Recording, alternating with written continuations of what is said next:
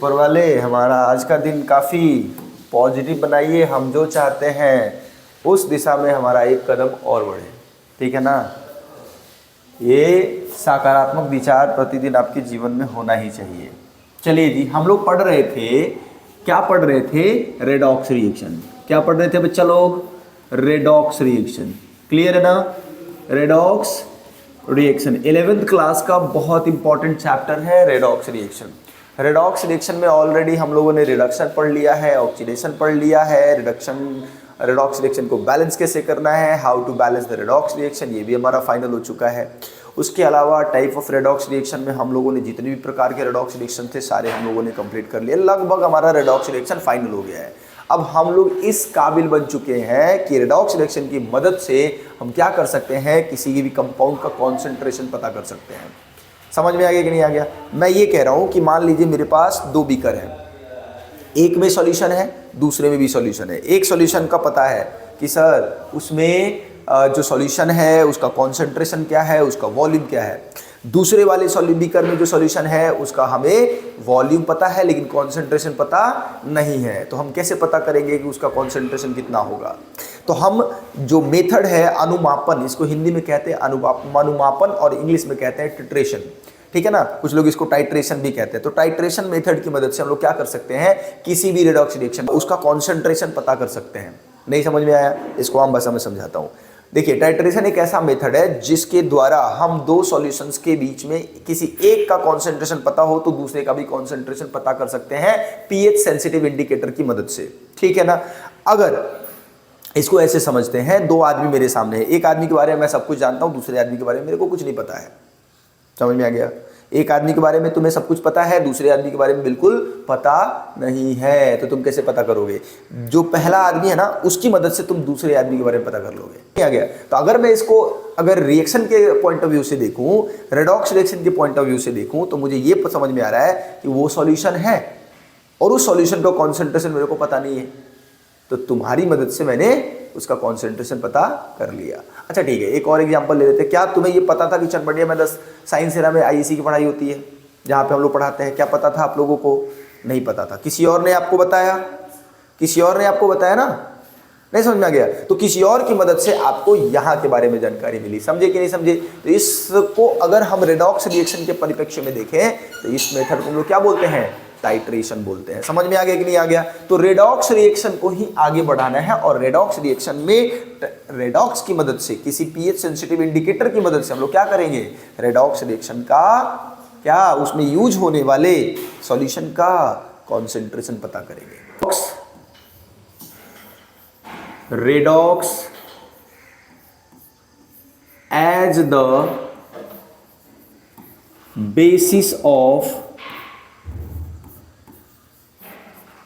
basis of titration. Hindi में अगर बात करें तो क्या हो सकता है? अपच, योपचय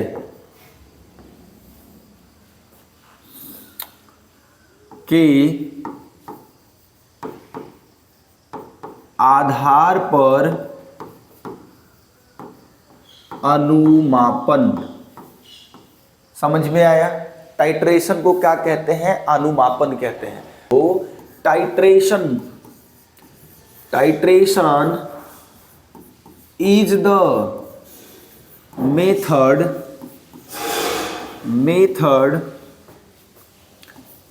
by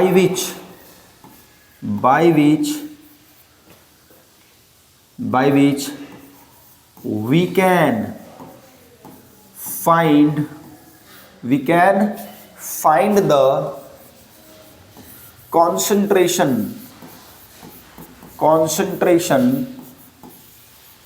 of one solution with other known solution using pH sensitive indicator. नहीं समझे? ध्यान से सुनो। तो titration is the method, titration एक विधि है by which we can find the concentration of one solution, किसी एक विलेयन का कॉन्सेंट्रेशन पता कर लेंगे with other, with the help of, यहां जोड़ देते हैं, with the help of other known solution using pH sensitive indicator, दूसरे दिए हुए विलेयन की मदद से, क्या, इंडिकेटर का इस्तेमाल करके हम उस विलेयन का कॉन्सेंट्रेशन यानी सांद्रता प्राप्त कर लेंगे। अरे बोलो भाई, समझे ना? हाँ बहुत बढ़िया। मेरा ये हिंदी में समझते हैं।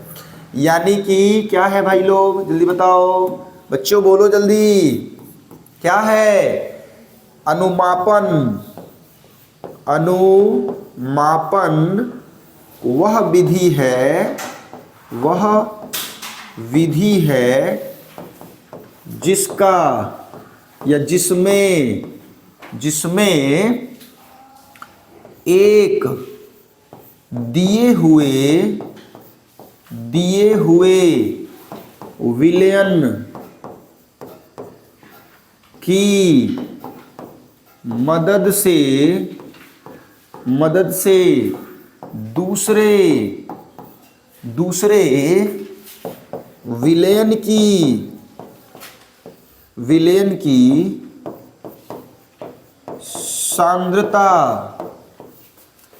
सांद्रता पीएच सेंसिटिव संकेतन की मदद से संकेतन का इस्तेमाल कर, संकेतन का प्रयोग कर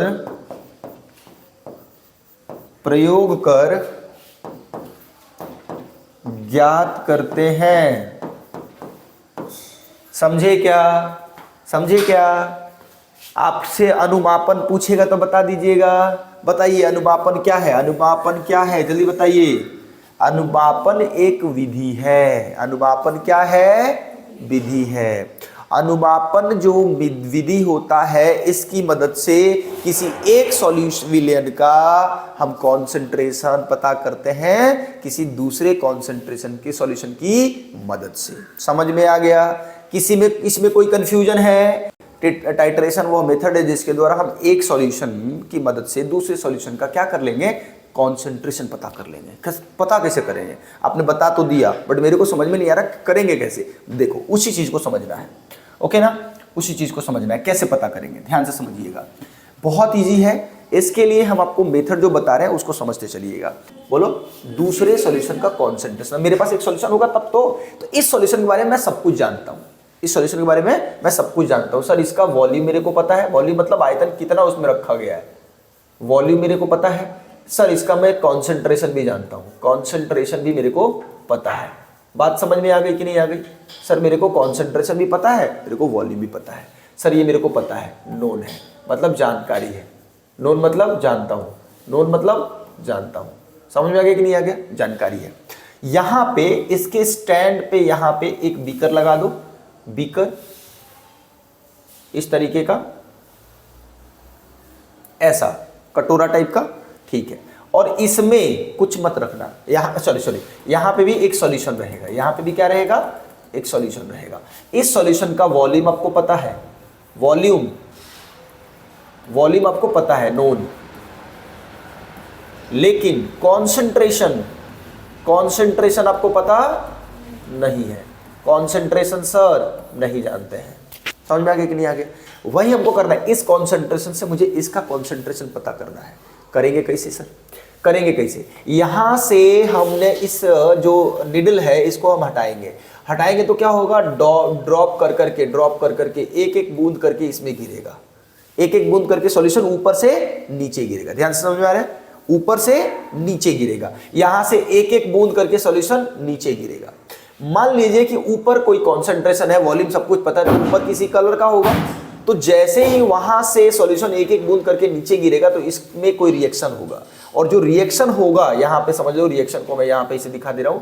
जैसे यहां पे बूंद जमा होगा, जैसे मान लीजिए ये हो गया हमारा नीचे वाला और ये ग्रीन में कर देता हूँ ये ऊपर वाला, जैसे जैसे यहाँ पे बूंद आएगा, अब यहाँ पे अंदर जो होगा वो रिएक्शन होगा, वो कौन सा रिएक्शन होगा? रेडॉक्स रिएक्शन होगा। कौन सा रिएक्शन होगा जल्दी बताओ? रेडॉक्स रिएक्शन होगा। अब बोलोगे कैसे सर? देखिए ऊपर वाले सॉल्यूशन में कोई तो है जो अपना इलेक्ट्रॉन क्या करेगा? लूज कर, मतलब अपना जो एक एक बूंद करके सॉल्यूशन इसमें डाल रहे हो वो सॉल्यूशन इसमें आएगा तो रिएक्शन कब होता है?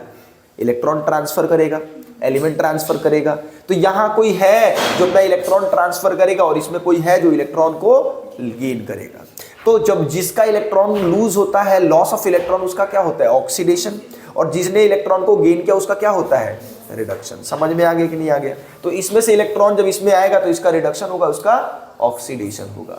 समझ में आ गया? तो याद है ना, जिसका रिडक्शन होता है वो एक्चुअली में ऑक्सीडाइजिंग एजेंट होता है और जिनका रिडक्शन होता है एक्चुअली में वो, बताइए, ऑक्सीडाइजिंग एजेंट, और जिनका ऑक्सीडेशन होता है वो रिड्यूसिंग एजेंट होते हैं। इतना तो क्लियर है आपको? ठीक है भाई, तो ये बात समझ में आ गई आपको। तो चलो इस जो डायग्राम बना हुआ है इसमें ऊपर वाले को बुरेट कहते हैं। क्या कहते हैं? बुरेट कहते हैं। समझ में आ गया? इसको हिंदी में बुरेट कहते हैं। समझ में आ गया? और मतलब इसका जो नाम है वो क्या है? बुरेट है।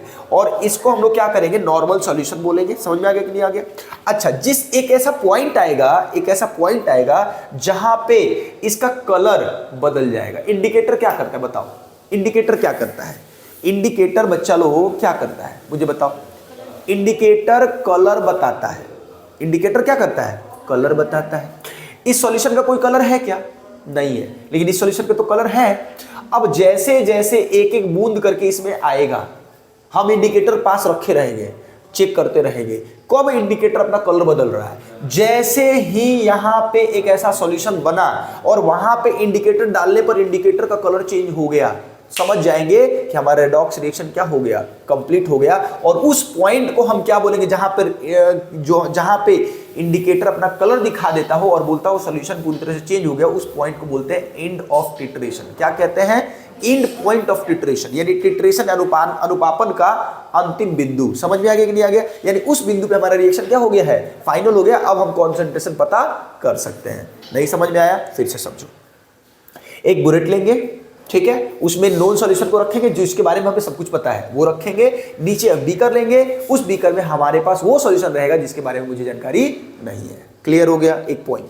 उसके बाद क्या करेंगे? एक एक बूंद करके उस नोन यानी जानकार सॉल्यूशन से हम एक एक बूंद जिसके बारे में नहीं जानते उसमें हम ड्रॉप करेंगे। क्लियर है? क्लियर है? जैसे उसके बाद ड्रॉप होते जाएगा, हम पीएच इंडिकेटर से, जो पीएच वैल्यू को इंडिकेट करता हो, उसकी मदद से हम चेक करते रहेंगे कि इसका कलर चेंज हो रहा है कि नहीं हो रहा है।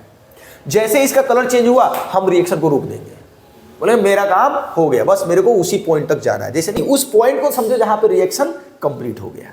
और वो कंप्लीट रिएक्शन मुझे कैसे पता चलेगा? इंडिकेटर से। जब इंडिकेटर कलर दिखाना शुरू करेगा, जब वो आदमी गाली देना शुरू करेगा, समझ जाओ वो अपने पिक पे है। समझ में आ गया कि नहीं आ गया? नहीं समझ में आया? ठीक है, ये इससे पता लगा लोगे। अच्छा सर मेरे को कुछ समझ में नहीं है, बस इतना ही समझ में आ गया ऐसा ऐसा हो सकता है। सर कोई एग्जाम्पल देके समझाइए। अब एग्जाम्पल समझो। एग्जाम्पल में हम ले लेते हैं यहाँ पे एक नॉन सॉल्यूशन के बारे में जिसके बारे में मुझे पता है, जैसे KMNO4 जिसको क्या बोलते हैं? पोटेशियम परमैंगनेट बोलते हैं। इसकी प्रतिक्रिया हम ऑक्सैलेट कंपाउंड के साथ कर देते हैं। ऑक्सैलेट कंपाउंड C2H2O4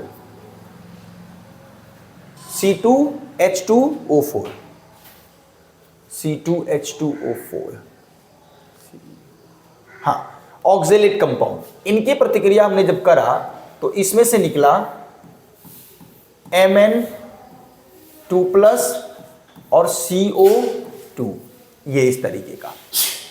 ठीक है, समझ में आया? नहीं समझ में आया? मतलब ये क्या है हमारे पास? एक रिएक्शन है, इसको बोलते हैं ऑक्सैलेट कंपाउंड। ये ऑक्सैलेट कंपाउंड बोलते हैं C2H2O4। और इसको क्या बोलते हैं? ये इसको बोलते हैं पोटेशियम परमैंगनेट, और इसको क्या बोलते हैं? मैंगनीज, और इसको बोलते हैं कार्बन डाइऑक्साइड। यानी जब इनकी अभिक्रिया मैंने करवाई तो मुझे कार्बन डाइऑक्साइड और मैंगनीज एज अ प्रोडक्ट मिला। ठीक है, तो यहां पे देखो बुलेट में हम क्या रखेंगे? KMNO4। बुलेट में क्या रखेंगे? KMnO4। एक्चुअली में KMnO4 का कलर पर्पल कलर का, किस कलर का? पर्पल कलर का। तो KMnO4 को जब आप इसमें रखोगे तो इसका कलर कैसा रहेगा? पर्पल। और यहां पे ऑक्जेलेट कंपाउंड का कोई कलर यहां नहीं होता, कलरलेस होता है मान लीजिए।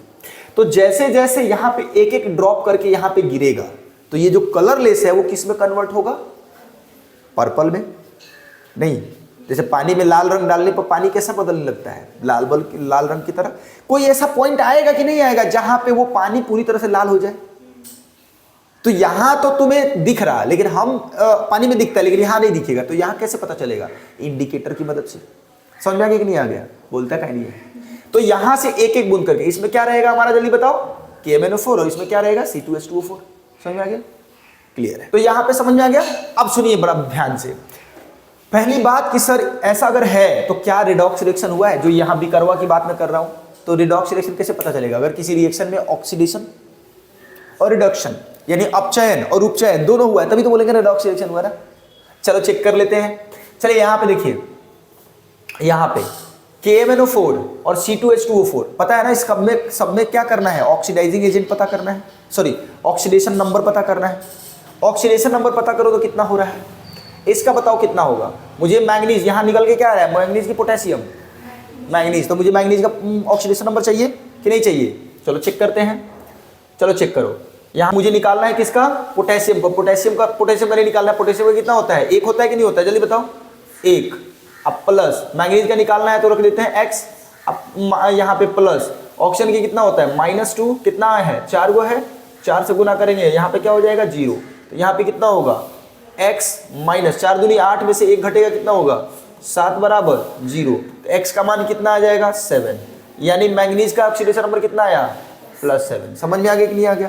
यहाँ मैंगनीज का ऑक्सीडेशन नंबर कितना है? +2। अब बताओ ऑक्सीडेशन नंबर यहाँ घट रहा है कि बढ़ रहा है? घटा है। मतलब जब ऑक्सीडेशन नंबर घटेगा तो क्या होता है? रिडक्शन। क्या होता है? रिडक्शन। बहुत बढ़िया, इतना तो याद है आप लोगों को, बहुत सुंदर, बढ़िया। इसको मिटा दे रहा हूं। अब चलो और किसका निकालना है जल्दी बताओ? और किसका? यहाँ पे देखो, मेरे को यहाँ पे कार्बन 2 गो था, यहाँ पे कार्बन का 1 गो है, 1 गो है, यानी रिडक्शन हो रहा है यहाँ पे। बाकी तो X यहाँ पे कई गो है? 2 गो है। अच्छा, हाइड्रोजन का पता है ना, 1 होता है, कई गो है? तो 2 गो। अच्छा, ऑक्सीजन का कई गो है? -2 होता है, कई गो है? 4 गो, बराबर 0। ऐसा ठीक है। तो यहाँ कितना हो जाएगा? 2x + 2 प्लस माइनस -4 2 जा 8 = 0। तो यहाँ पे हो गया 2x - 6 = 0। हुआ कि नहीं हुआ? अब कितना हो जाएगा? ठीक है। अब वाला था ना, कितना आया था? 3 आया था, +3 आया था। और यहाँ पे कार्बन की ऑक्सीडेशन नंबर कितनी होगी? +4। यही है ना? यहाँ पे कितना है? +4। और यहाँ पे कितना है? 2।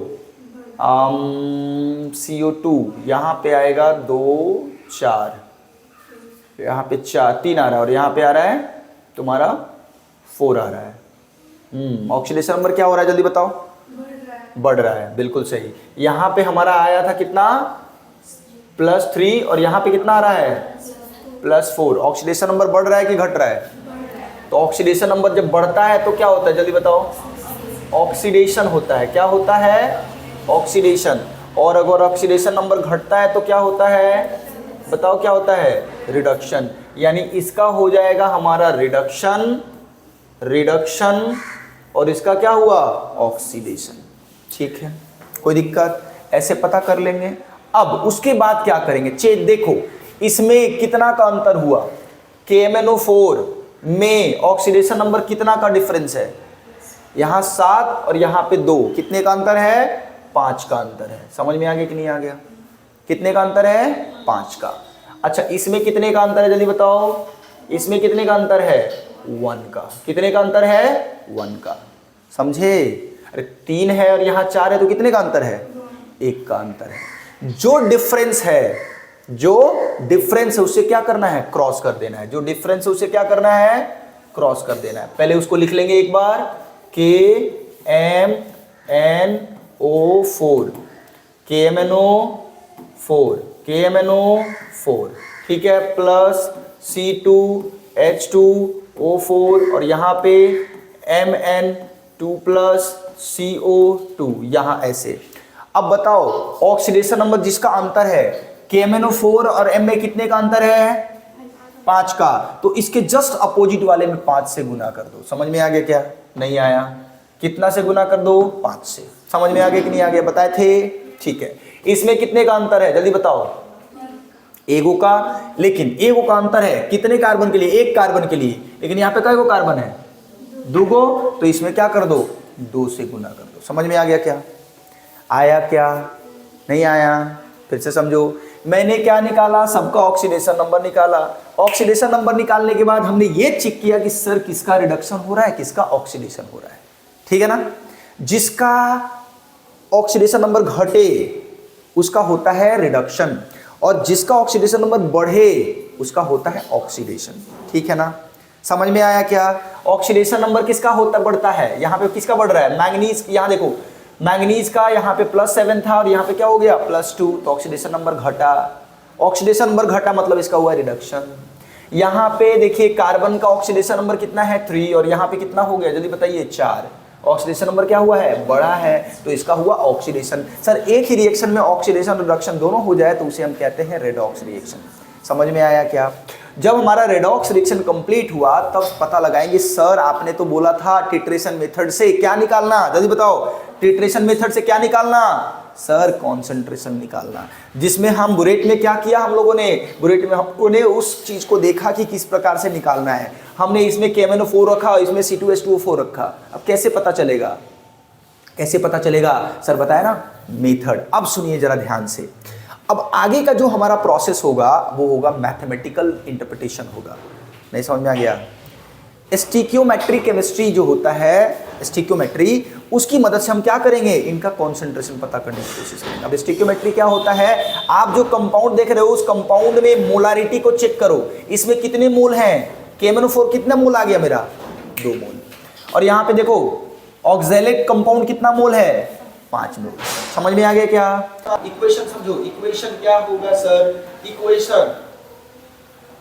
इक्वेशन क्या होगा? तो इक्वेशन को याद रखिएगा, M1 V1 बटे M2 V2 बराबर M1 V1 बटे M2 V2 बराबर X1 बटे X2। अब ये क्या हुआ दिखाता हूं, यहां से ध्यान दो। यहां M1 मतलब मोलारिटी ऑफ पहला कंपाउंड का, V1 molarity of volume of पहला कंपाउंड, दूसरा M2 मोलारिटी ऑफ दूसरा कंपाउंड, V2 वॉल्यूम ऑफ दूसरा compound is equal to X1 बटे X2। ये जो 2/5 आया ना ये वाला, समझ में आ गया कि नहीं आ गया? मतलब उसका जो इक्वेशन का मोलारिटी है वो वाला। समझ में आ गया क्या? चलो तो यहाँ पे देखो उसका मुझे पता नहीं है, M1 रहने दो। ये M1 आपको पता रहेगा क्योंकि इसका कॉन्सेंट्रेशन आपको दिया हुआ रहेगा ना, बोलो ठीक है। इसका नहीं पता है तो इसको क्या करेंगे? क्रॉस करेंगे, यानी हो जाएगा M1 बटे M1 V1 बटे M2 V2 बराबर X1 का मान बताओ कितना है? 2 और X2 का मान कितना है? 5। 2 बटे 5। समझ में आ गया? अब ये कैसे पता चलेगा? तो रिएक्शन को इससे निकालना पड़ेगा। ये इसका क्या है? ऑक्सीडाइजिंग एजेंट है। समझ में आ गया कि नहीं आ गया? अरे बोलो भाई। चलो अच्छा, अब क्रॉस करना होगा कितना किसका पता करना है? M1 मतलब कॉन्सेंट्रेशन पहले वाले का पता है क्या? पहले वाले को तो दिया जाएगा ना किताब में, क्वेश्चन में दिया जाएगा, तो उसको यहाँ पे रख लीजिएगा। अब क्रॉस करवा दीजिए, मुझे निकालना है M2 का मान निकालना है। तो M2 का मान निकालने के लिए क्या करोगे जल्दी बताओ? यहाँ क्रॉस मल्टीप्लिकेशन करेंगे। चलो तो क्रॉस मल्टीप्लिकेशन करेंगे तो 2 M2 V2 बराबर 5 M1 V1। अब यहाँ देखो M2 V2 गुना में इधर जाएगा तो 2 से M1 M2 रहने दो यहाँ पे। M2 बराबर 5 M1 V1 बटे कितना होगा? 2 V1। समझ में आ गया? V2